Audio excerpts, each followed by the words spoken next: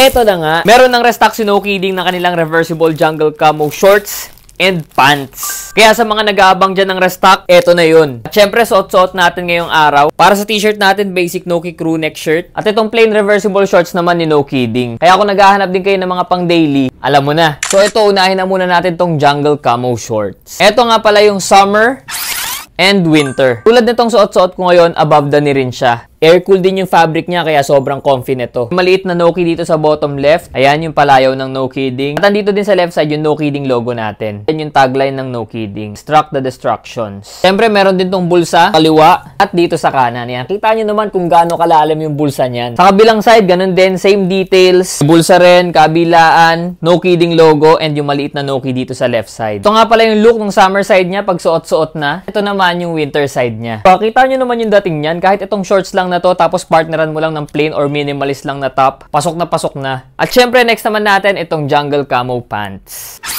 Baliktaran pa din. Grabe, sobrang ganda talaga nitong shorts and pants natin. Kaya gets naman kung bakit ang dami talaga naghahanap ng restocks. Ito nga pala yung itsura pag suot na natin yung winter side ng pants. Makikita nyo dito, ito nga pala yung nadagdag na detail. Since pants na siya, natin siya ng Noki logo dito sa left. Meron din tayong Noki Club na tag dito. Tapos may isang additional pocket na rin siya dito sa likod. Dito sa kanan. Same details din dito sa summer sides niya. Complete with pockets pa rin. Noki Club na tag. Noki logo dito sa left leg. And sobrang comfy ng fitting ng pants.